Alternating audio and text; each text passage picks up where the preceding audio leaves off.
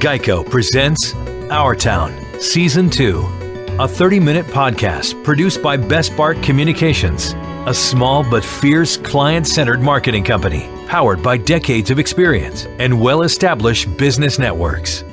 Geico, 15 minutes can save you 15% or more on car insurance. Now, here's your host, Andy Ockershausen. This is Our Town. This is Andy Ockershausen. And I have such a special guest, and I don't want to call her a guest because she's a big part of our town. Happy to introduce Mary Claire Burick, president of the Rosslyn Business Improvement District and a very dear friend.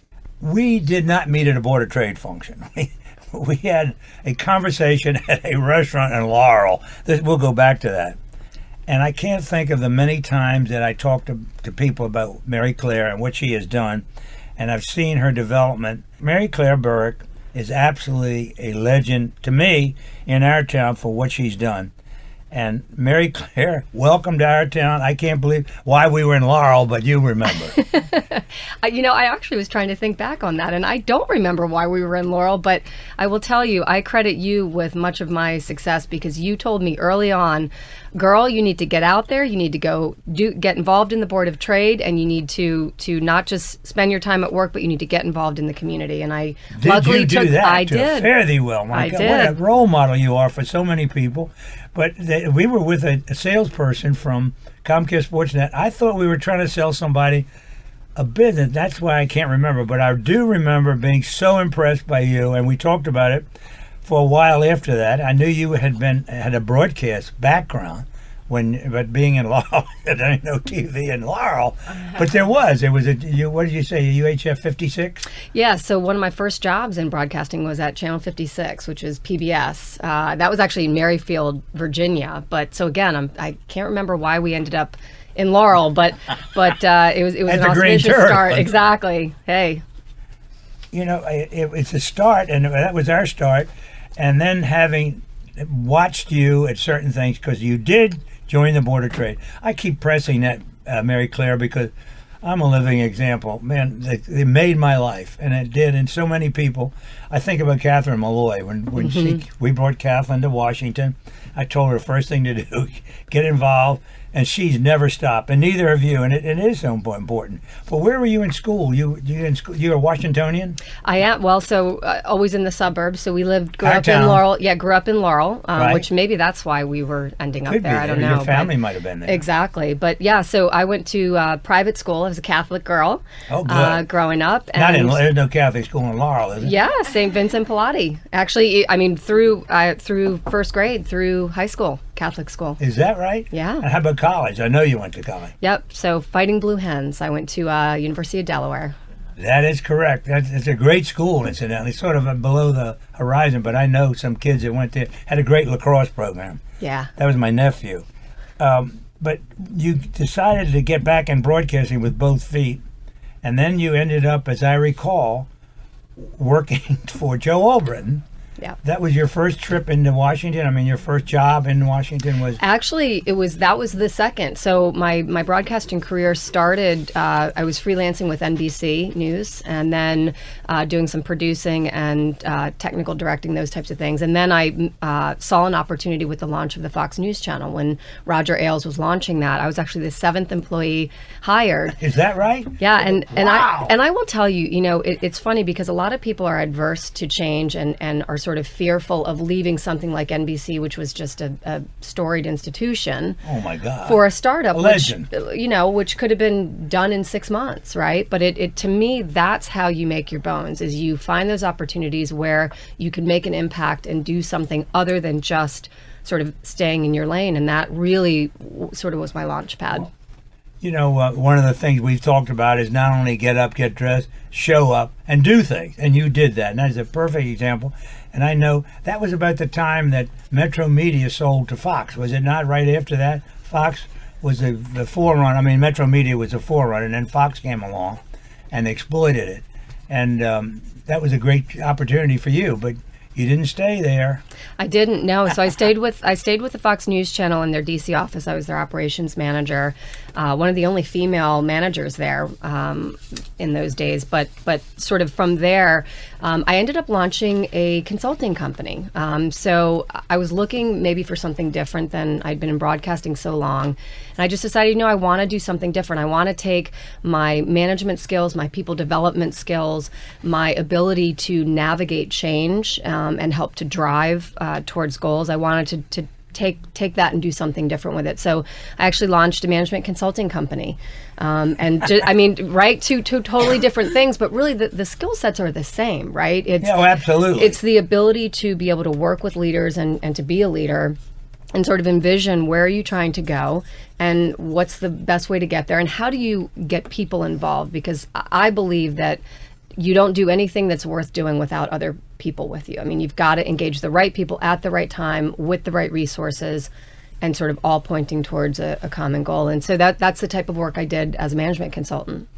And it paid off for you because you kept your contacts and you kept your feet in broadcasting, and you did so much, and you created Women in Technology, a Foundary program. Is that correct? Yeah, so that is called the Leadership Foundry, and I was a part of a group of women who were on the committee to help get that launched, and just an amazing group of women who are committed. And really what that's about is women on corporate boards. Were they from our town? The group was an our town effort, correct?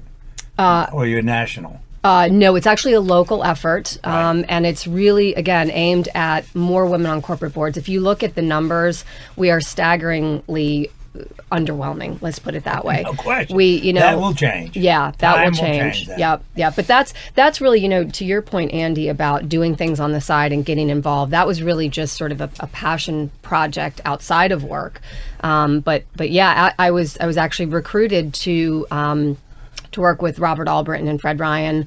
They were launching Politico at the time, and so I became the vice president of operations for ABC 7. So I was overseeing ABC 7, News Channel 8, Right. Politico, all of the Albritton entities, and that, again, sort of same theme there is that, you go for those opportunities that are a little bit different. Well, your people skills really came in handy with Channel 7 and all those diverse things that they were doing, that Robert brought to the table.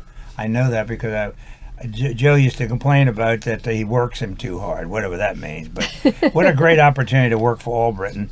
His thing was timing. He used to explain everything is timing in life. And I said, well, Joe, how do you know what the time is? He says, I feel it in the seat of my pants. I'll know when it's right. And I said, that's why he bought all those mortuaries and everything. He told us some great stories, and we got to know him, and eventually became good friends in a lot of ways.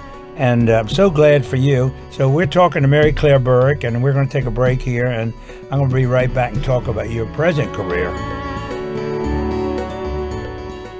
Okay, Kevin, for the grand prize of $1 million, what color is the White House? I know this. 5 seconds. Oh, switching to Geico could save you a bunch of money on car insurance? Okay. Judges? That's true, Kevin. They'll allow it. Congratulations. You're a winner. Woo! Geico, because saving 15% or more on car insurance is always a great answer. You're listening to Our Town. This is Andy Ockershausen. This is Our Town, and I'm chatting with a very dear friend, Mary Claire Burick, about her impact on our town and what she has done in the years that we've been friends, with probably 15. And At least. To watch you and watch what you have done and what you're doing with the organizational consulting and the leadership from Georgetown University that you're doing. That's another one of your bows, correct? Yeah, so when I was consulting, I really saw the need for becoming a little more steeped and better versed at how to lead change. This is such an important thing, and I think it is something that they should be teaching in business school, even really as early as high school, because that's, to me, anyone who is successful in this day and age, it is because they are able to navigate and manage change and lead change, really. Well, women are leading the charge. I know that. We all love it, of course. And one of the things that made our career in broadcasting so great was recognizing the skills of a lot of females that really helped our company get along. And it happened way back with Channel 7 before Joe Albritton. And certainly you're a living example that Albritton recognized talent. And he brought you in to stir the pot, as it is, and you did. And you brought the experience that you'd had at Fox and at NBC. So you were perfect for Channel 7. Yeah, I really enjoyed that opportunity. That was my first time actually running multiple media properties. So I had gone from Fox News Channel, which was the operations work in there, and then now going to multiple properties. And it was a wonderful opportunity. It was also really the first time I had been involved in community initiatives. It was very important to them to do some volunteering types of things. And so I got my feet wet in doing more community initiatives, which I think really in many ways set me up for the next kind of phase of my life. So the early phase of my life was broadcasting. And I always wondered, what in the heck am I going to do after broadcasting? What does one do after broadcasting? Still be president of the company. That's right. That's right. And so that I think married really... the producer. Who's made my life. Yeah. We never had a life after broadcasting because we were in it together, and Janice and I grew up in the business right here at Channel 7 and WMAL because we were all the same. You missed the newspaper, correct? When Albritton owned the paper. Yeah, no, I was not. I was involved in the Politico era. So as they were launching the paper and the digital platform that was Politico, they actually created the position for me, which was Vice President of Operations. I knew that. You told me at the time. In fact, you helped me do something. I was trying to do something with Channel 7, and you were a great asset to me to introduce me to the right person. And it's all to connecting dots. It is, and and this goes back, Andy, to the first time we met. Again, you had said to me, it is super important that you get involved in the community. And really, when you think about a very technical field like broadcasting, because I was on the operations side, when you think about that and you think about, well, what are the skill sets then that I'm developing that are going to lead me, if I want to, towards another career path? And that's what it's about. It's about being able to spot talent, manage people, and get people moving, towards common goals. So true. And having that opportunity with representing a very important news media in the nation's capital gave you a high profile. But what led you to cross the river, as I say, and go under the trees and end up in Rosslyn? Yeah. When I grew up in Rosslyn, when I grew up, Rosslyn was pawn shops and the cleaners and little factories and nothing. And brothels. Oh my God! Yeah, you had to cross the river then. That's now right. You can do it right here in Washington. Make it easy. Man, what led you across the river? Did they recruit you? They did, and it's funny. That's your profile. Paul Rothenberg, who you know quite well, pal. Amazing recruiters at McCormick, and so when Paul first approached me about the position, which by the way, Mary Abijay said to Paul, "You need to talk to Mary Claire."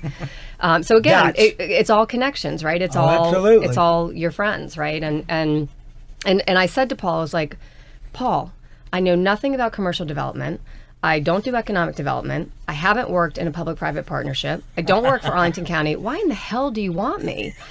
And he said, well, we want a leader who can set a vision, get everyone on board, manage the change, and really bring about a vibrant community. Because at the time, Rosslyn was a very successful commercial district, but it was not pedestrian-friendly, bicycle-friendly. Oh, no, it wasn't. It was a commercial district, so the streets rolled up at 5 o'clock. And after saying no 3 or 4 times, he was very persistent. And I finally said, you know what? This sounds cool. Yeah, but you didn't have any experience in Rosslyn. So, well, you didn't live there. You didn't live in Arlington. Well, Albritton. So, Channel 7. They moved over there. That is That's correct. Right. That's right. Yeah, so I remember. So I had worked there. So you knew the hood. So I knew the hood, and it just, again, sort of the common thread of my life, really, and my career, I think, is about not only embracing change, but in some ways, kind of almost seeking it out. And so this was a big change. But for me, it was the culmination of everything I had done in broadcasting, everything I had done as a management consultant, all kind of wrapped up into one role. It was all the dude how to handle people. That's how right. to work with people and do.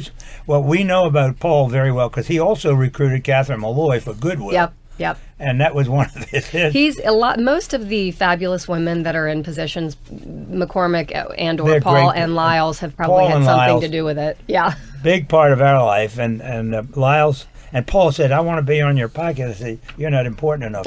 Lyles is. He's still mad at me. Well, now we're into Rosslyn, so I'm going to take another break here and come back and talk about Rosslyn and talk about Mary Claire Burick and what she's done for our town.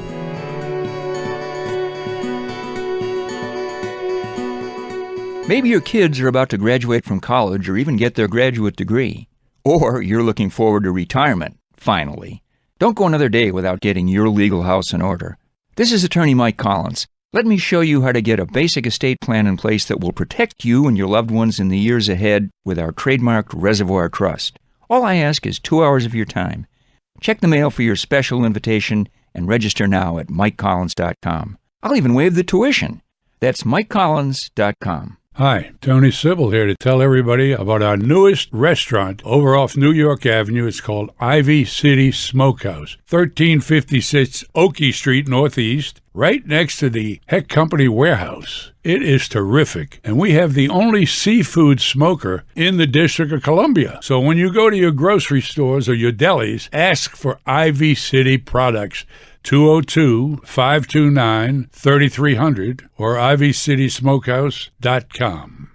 You're listening to Our Town with Andy Ockershausen. Brought to you by Best Bark Communications. This is Andy Ockershausen. This is Our Town. And talking with Mary Claire Burick, who was named a Women Who Mean Business by the Washington Business Journal, Arlington County's Woman of Vision, a 2015 recipient of the Smart CEO's Bravo Award, and just goes on. And she has given so much back to this community. She's been recognized for it, but your charity work is outstanding. Well, thank you. It's something that I really enjoy doing.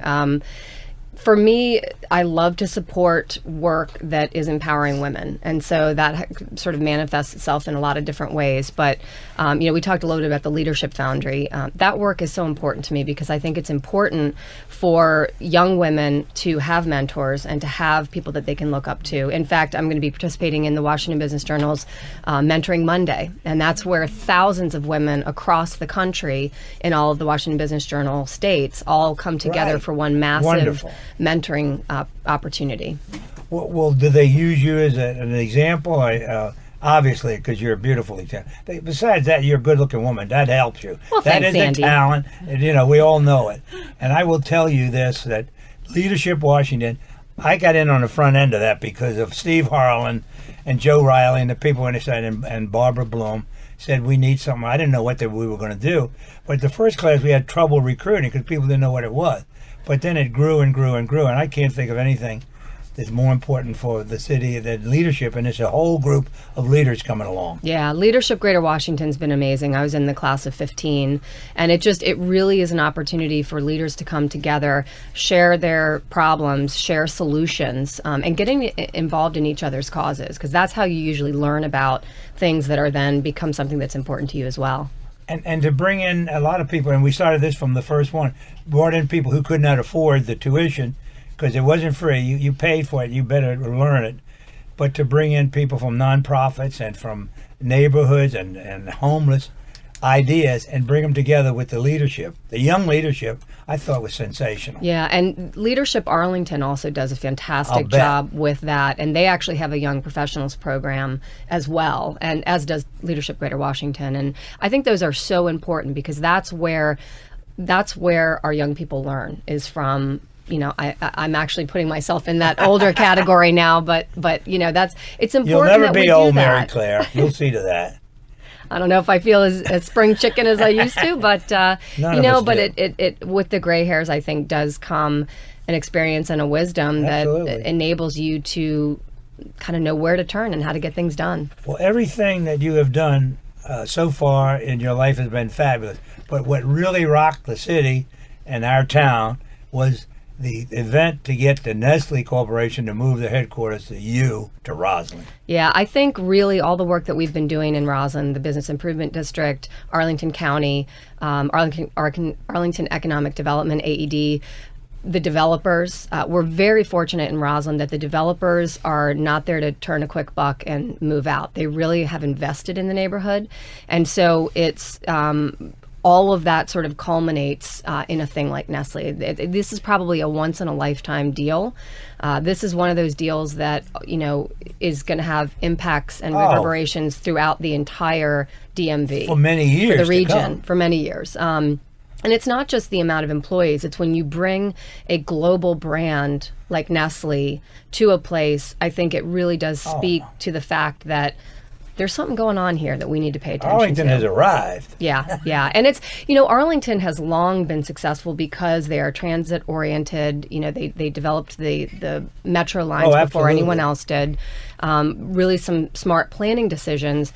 But I think it takes organizations like the business improvement districts to really at a grassroots level be able to look at what does this place need in order to thrive. And in Roslyn's case, what it needed was residential, because when you have strictly commercial properties, everybody goes home at night. Everyone goes home at night. And so once home's you away. Exactly. And so then once you get the residents moving in, which we've had like a 20% increase. We now have over 11,000 residents in Rosslyn. That's huge. Yeah, and that's what brings the retail. And you've got to have the retail to attract a corporation like Nestle.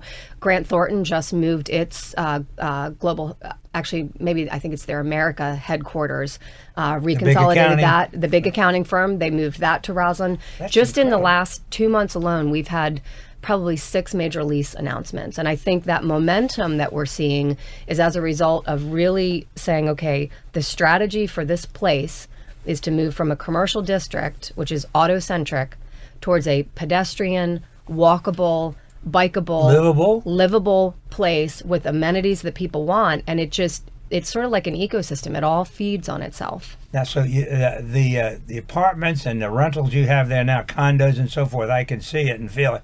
But the site is gorgeous. Whoever the architectural controlled Arlington made everybody build the good-looking buildings. And I can see my eyes looking across the river, riding through it.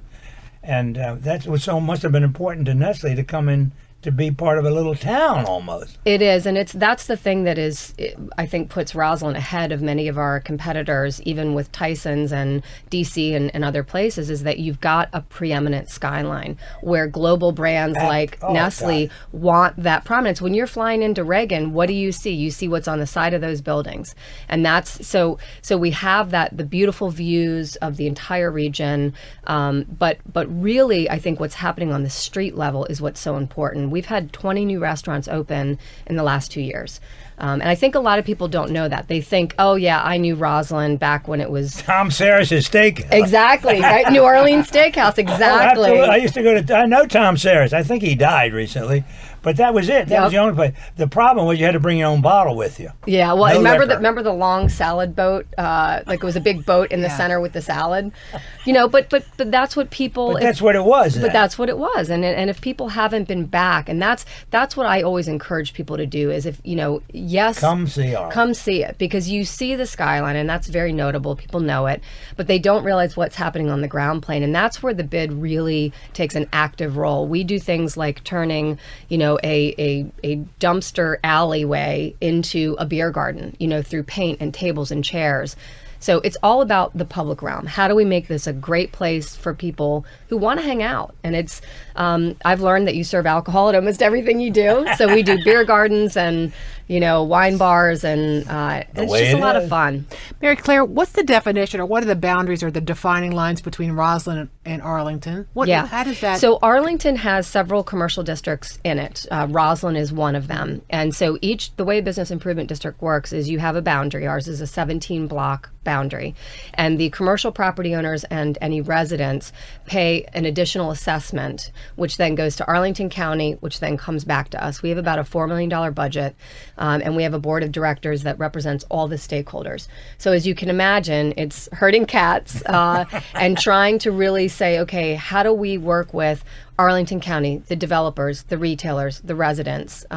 It's what is the most challenging about the job, but it's also what I enjoy the most about the job. And Andy, it goes back to what we talked about, sort of the thread of this interview is it's all about the people, right? Oh, sure, absolutely. About our town, that's what makes our town. Yeah. Buildings are building to stone but the people make Arlington what it is now. And I have seen it by driving through it and knowing with the one gas station in Arlington, I don't know if it's still there. The church gas station? Yeah, bizarre. Totally bizarre. And that's the thing that's sort of interesting about Rosslyn, and that's why it's so important to make it walkable. There are so many interesting things that you wouldn't see if you're just, shooting through in a car. Or Metro through. And Metro is our, sort of our jewel. That's, if you look at trends, all the developers are now developing within a half a mile radius of a Metro station. And so that's where it becomes particularly important for us to make sure that we are, walkable. And we're well on our way. And that's, You've done a fabulous job. All the builders have contributed. They built beautiful buildings. The Board of Trade, way back before there was Mary Claire, probably before there was Andy O, got very much involved with Metro in designing and helping Arlington and everybody to design those stops. Yeah. That they meant something, and it certainly made our town. It's a great thing to tie it all together, but particularly now, when you go through Arlington, you're below ground, you don't see what's up top. You got to get up top. You got to get out of the train. Yeah, Come look at Arlington. And when you talk to, so the Nestle executives and employees have been coming from Glendale to take a look at Arlington and decide if they're going to make the move. And the bid, along with economic development, have been supporting that work. So we've been doing resource fairs, bus tours, all these things. And what's interesting is the executives say that the reason that they chose Arlington over other cities in the nation, as well as other areas here, was because of the walkability, the transit, the access to transit. And they say, they talk about Glendale and how really the only way to get around is in your car. And so that really was important to those employees, was to be able to get on Metro and have an accessible... And enjoy it so much. Yeah. Well, one of the things that shot themselves in the foot was the people of Georgetown many years ago when they were designing Metro. Yeah. They didn't want their Metro. Well, that's why I've been working with Joe Sternlieb on trying to get a gondola. Yeah, I know you've been doing that. That would be something interesting. Yeah, well, it's at a little bit of a stall point at the moment. Arlington County government, I think, really, as any government, has tough choices that they have to make about where to spend their resources, their time, their energy, and their money. And I think at this point, with where Metro is, I think all the jurisdictions are going to have to start doing a little bit more financial support to make sure that Metro climbs out of this hole and is viable, because that's what makes our town is Metro. And if that thing fails, it's not good. And so, anyway, so the gondola's on hold for now. But what a great idea. There was a time they were going to run boats back and forth. I didn't think that would work. But the gondola... I'll tell you, bless you for boats that one. Boats is on my agenda. I'm looking to try to get a boathouse in Arlington. I knew that. I paddleboard, so I want to have access to that water. Wow, the water's gorgeous too. Yeah. Mary Claire, what you have done has been incredible, and what you continue to do. Have you had the opportunity to go to Switzerland and meet the owners yet? Oh, I wish. Not yet. They saw ours. It's a Swiss company, correct? It is. Nestle? It is. Yeah, actually, the worldwide CEO was just in town yesterday from Switzerland. So is he from Switzerland? He is. The Swiss. Very good. It's German. They make good chocolate too. I know they that. do. Mary Claire, you're just terrific. Thank you so much for spending this time with us. And we're here in our town, and we hope we're going to be here for a long time. But you made a big impact in our town, and I would hope you continue to do so. With all the good things you've done, what have you got on the horizon? What is happening that we're looking forward to in Rosslyn? So probably the most exciting thing is Central Place finally coming online. So that is a mixed-use development. You've got 2 towers, one residential, one commercial. That's actually going to be CEB's corporate headquarters. And there is a public plaza, and that's where we're going to do the farmers markets, the concerts. But what's most interesting is the public observation deck. It is going to be the tallest observation deck in the region. You will have 360-degree panoramic views of the entire region. I love to look at National Airport from exactly, over there. And you get an outdoor deck, right? So you can actually step out and look at this. And it's so what has often been just the lucky few who have office or residential there. Now it's going to be actually the public that can actually come up and see the incredible Everybody's views. going to enjoy this new structure. Yeah, that's wonderful. And do you want to tell us what's on the lineup for summer?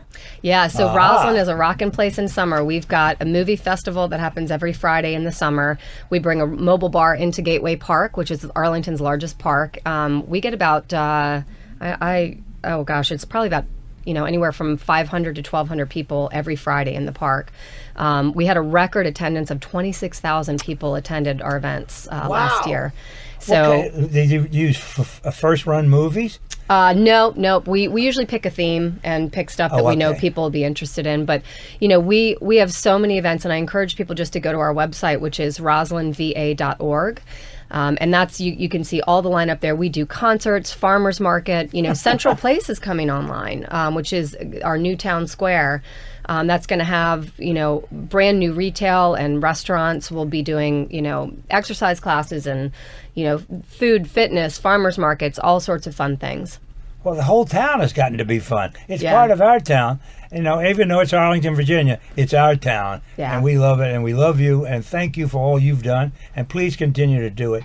This community needs you. Thank you, Andy. It's been so great to reminisce with you. It's been great. This is Our Town. I'm Andy Ockershausen, and I'll see you next time. You've been listening to Our Town, Season 2, presented by Geico, our hometown favorite, with your host, Andy Ockershausen.